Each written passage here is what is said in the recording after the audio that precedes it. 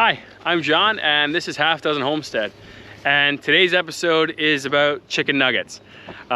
We've grown a whole bunch of meat birds, so we're gonna show you the process from when we got them 2.5 months ago, to raising them, to getting them onto pasture, and then finally we're at the point where it's processing day. So we're getting ready to send these guys to freezer camp. Not as much fun for them as it is for us, but we love growing these birds, but it's never bittersweet to see them go. We're always ready to process them and have one less thing we got to sort of manage.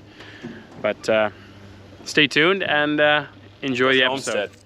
I've been racing around like crazy. I've got another temporary little shelter set up here for chicks. We're getting our meatballs. There are meat birds that we get and they're cute and fluffy. So I went and picked them up, and I picked up some turkeys. And my shelter here still has chicks in it. I have chicks over there. I've got chicks hopefully coming in the incubator soon, so I needed to create another spot. So this is one of our mobile coops that we first made and that we use to grow our meat birds in. I've got it set up. I'm gonna put water and feed in, and then I've got the birds in the van. We'll bring them in here, set them up, and yeah, then zip it and get 100 other things done. So these are my meat birds. So the first bag or so of feed that they'll get will be a medicated chick starter. They don't have any vaccines or anything. Just to give us a better success rate, we give them medicated chick starter to start. And after that, yeah, they should be good to go. I've got them in a box. I also have some other cool stuff over here. Bentonite clay, and that's going to be for another video.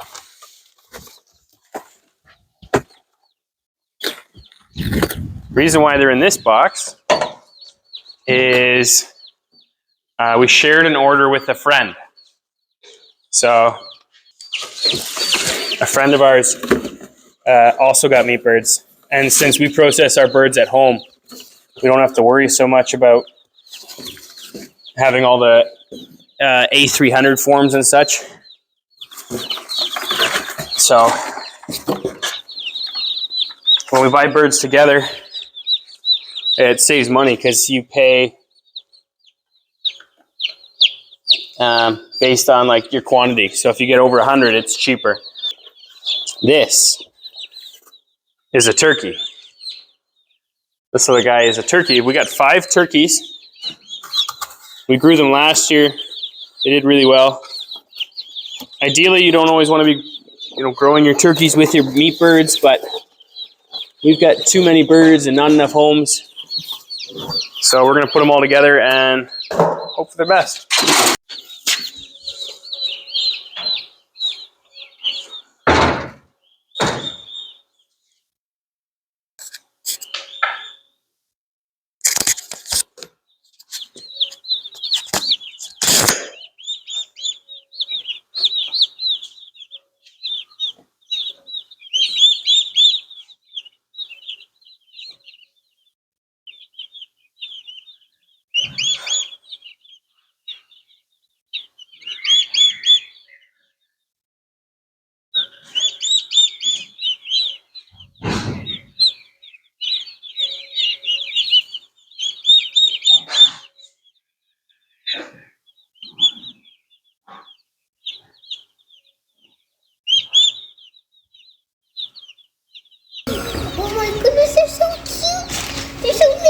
My favorite one's the one that's laying down looking at us.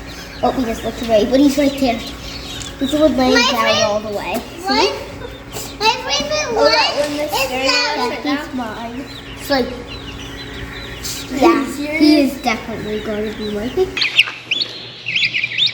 These guys are a little over 2.5 weeks old. So probably by next week they'll be going outside. They're doing good. They're getting fat. The turkeys are obviously the smaller, leaner ones. They take way longer to go, but these meat birds only take 8 weeks. So, start to finish. Our meatballs, or meat birds, are just over 3 weeks old. So they're in here, they're doing really good. They're starting to get stinky, as they typically do. So for the last 5 weeks, we are going to move them outside. Instead of trying to move the chicken tractor with them in there, I have another chicken tractor. I'm going to put that outside, and then I'm going to carry a couple birds over at a time, and we're going to move these meatballs from here outside, and then they can start growing on pasture. We'll leave them inside the chicken tractor for at least another 3 weeks, or 2 weeks, something like that, moving them every day so they get fresh pasture. And then after a while, once they're large enough that I'm not as concerned about aerial predators, then we'll actually put an electric fence around them and allow them to roam. The bigger they get, the more of a pain in the butt they are to move. So by the time they're anywhere around 5-6 weeks old, we'll give them a nice penned-in area, and then they can run around in that, and we don't have to move them every single day. And we just give them shelter for at night.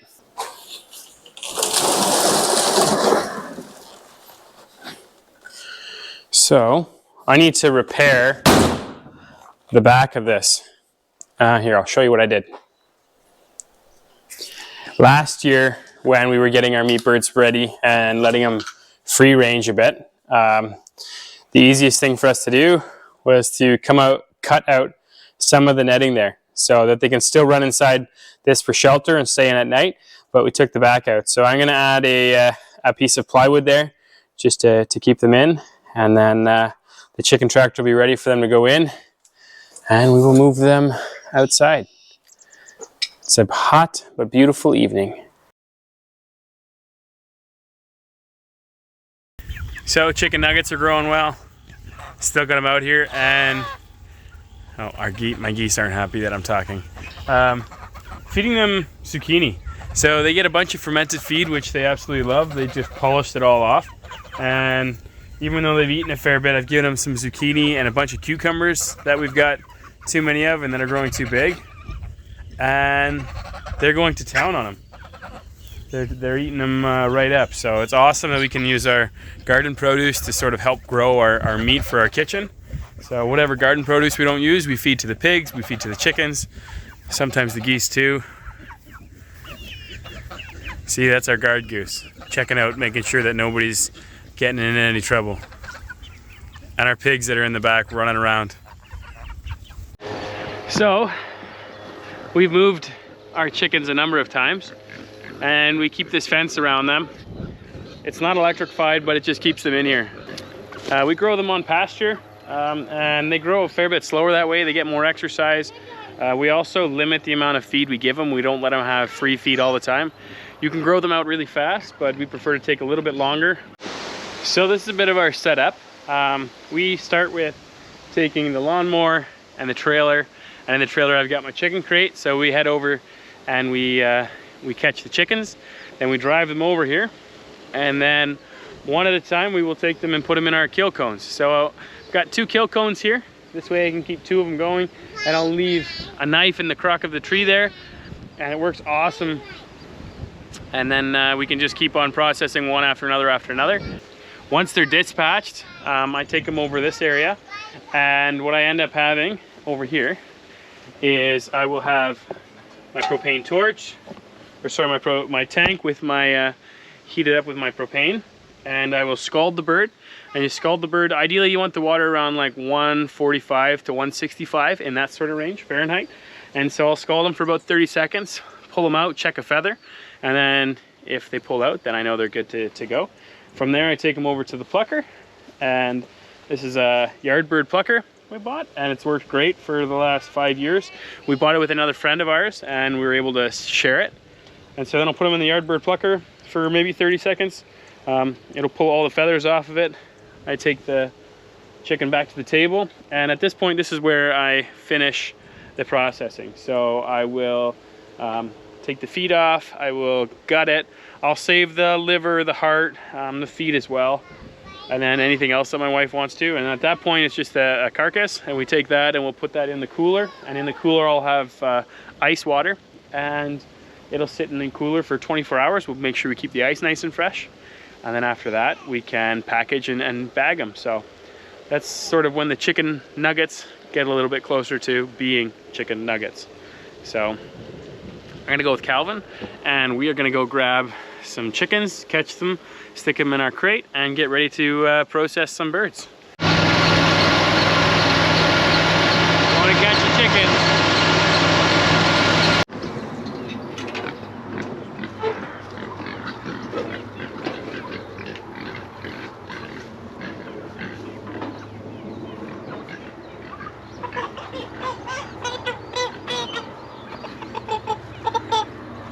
This is a nice big guy.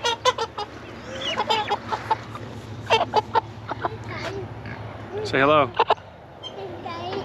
Are you excited? No.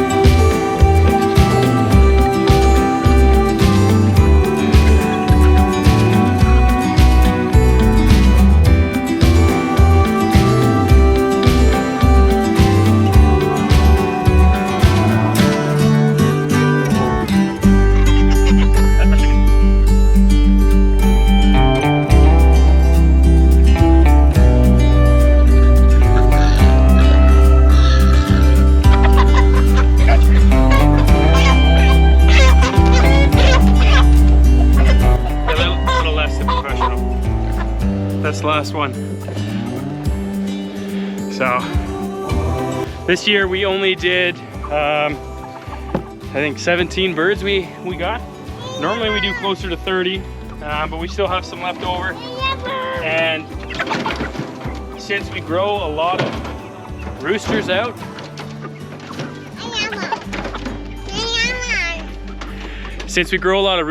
ourselves from the breeds that we've hatched, we'll end up using the roosters for meat as well. So I plan on probably processing 20 to 30 of our own, plus these 17. That'll give us our chicken for the year, maybe a bit in the next year as well.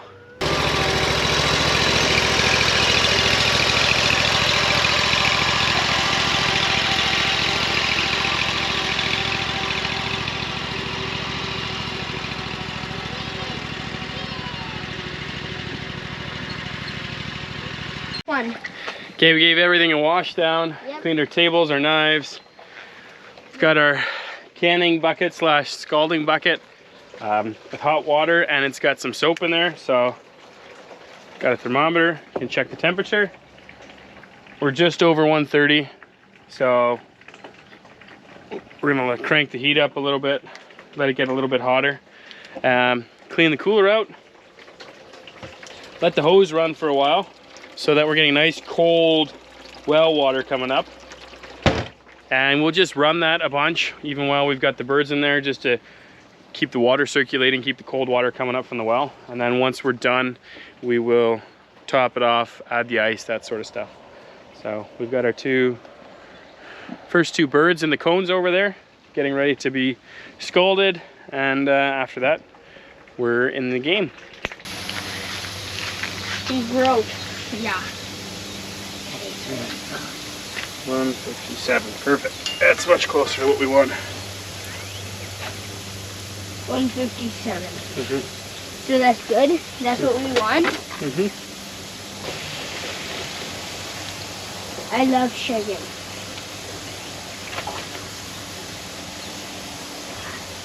Hot. Oh, it smells too hot. It's really hot water and a dead chicken. And the pig part.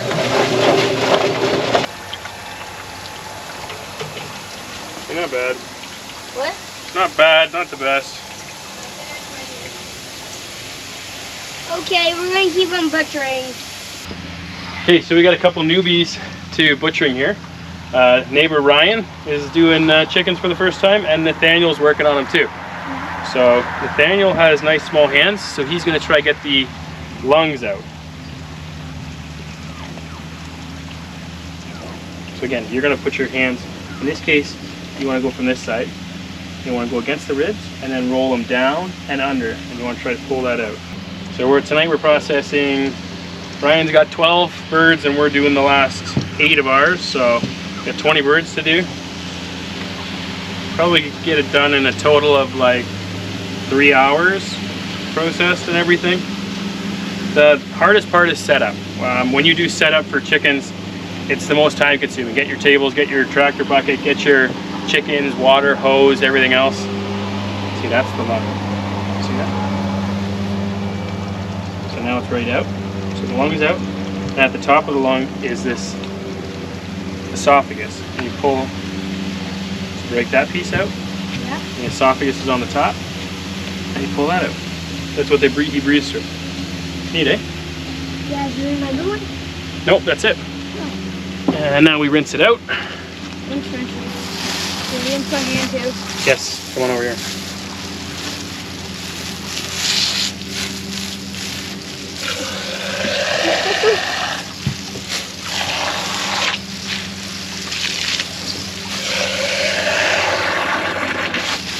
So I get them all clean, and I cut the feet off, and then put them in the water to go for the 24-hour nap. See, Nathaniel, I cut the feet off.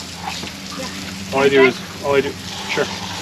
I'll show you this one. So all I do is open it a little bit, make a little cut, and I slowly open it and keep cutting. But this knife is sharp, so. I've used one of these. Okay, hold on. So let's do this.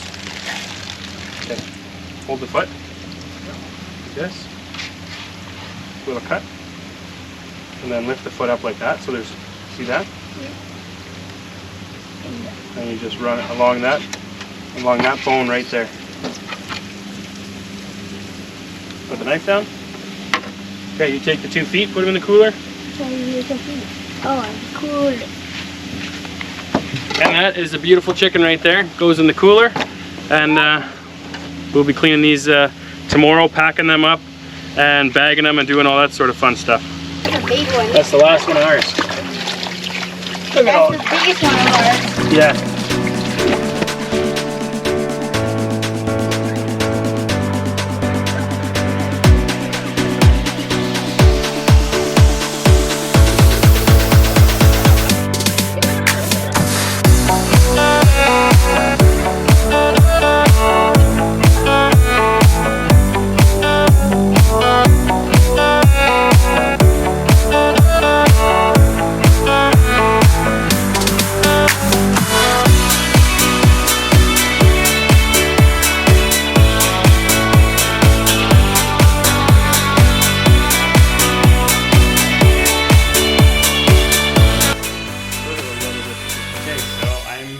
Halfway done parting up my meat birds, so I'm breaking them up into breast meat, wings, thighs, and legs. And what I'm going to do is part up the last couple. The breast meat my wife will actually can, but for now we're going to freeze it. We're going on vacation in a couple days, so we're just going to freeze everything and then deal with what we want to pressure can, what we want to turn into other things, that sort of stuff. This is the last part of the chicken nuggets. So besides vacuum sealing and putting them in the freezer, that's it. They are going to bed. They're going to freezer camp. Yeah, again, it's awesome to be able to stock up meat for our family. And maybe in the future, next year, we'll make some more in-depth videos on how we do it, how we cut them up, where we break them up, how we process them. But for now, this is a quick overview. This is meat birds. This is chicken nuggets. So thanks for watching Half Dozen Homestead, and we'll catch you on the next one.